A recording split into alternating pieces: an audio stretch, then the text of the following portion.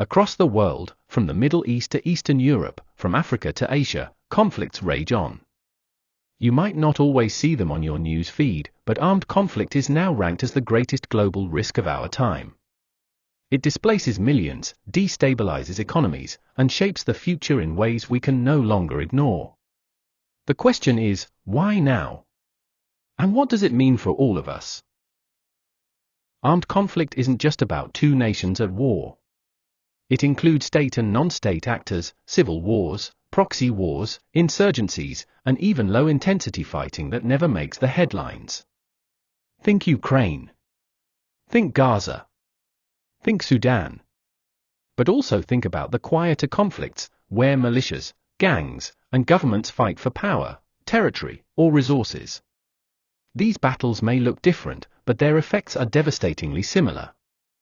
So why are we seeing more conflict today?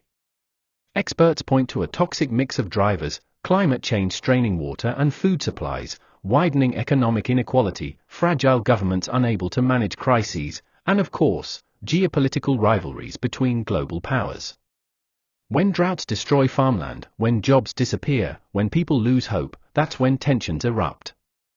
And as history shows, desperation is fertile ground for violence. The ripple effects are enormous.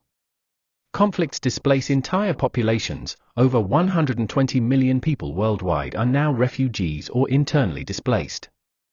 Economically, conflicts disrupt supply chains, drive up food and fuel prices, and send shockwaves through global markets. Environmentally, wars scar the land, poison water, and destroy ecosystems. And security-wise, conflicts spill across borders, fueling terrorism and instability far beyond the battlefield. But armed conflict doesn't exist in isolation, it intersects with nearly every other risk we face. Climate change makes conflicts worse, while conflicts devastate the environment. Women and marginalized groups suffer disproportionately in war zones. Technology brings new battlegrounds: cyber attacks, drones, AI-powered surveillance. And migration crises force millions to flee, reshaping societies far from the original conflict zone.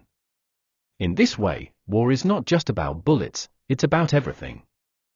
Still, it's not all hopeless.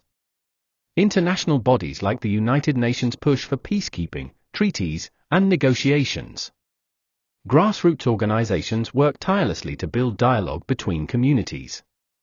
Some governments are investing in climate adaptation, governance reforms, and humanitarian aid to prevent future wars.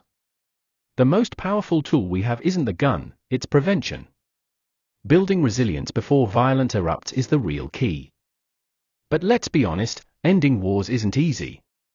Political leaders often lack the will. Powerful industries profit from weapons. And the public grows numb, fatigued by endless bad news. In many ways, the world has grown used to conflict. And that normalization may be the most dangerous risk of all. Conflict may feel distant, but its impact reaches every one of us, through prices at the market, through the climate, through migration, through security. It is the silent engine driving global instability. But if we recognize the patterns, if we push for peace, if we support those working on the ground, change is possible. The choice is simple: ignore it and pay the price later, or confront it now, and build a more stable future for all of us.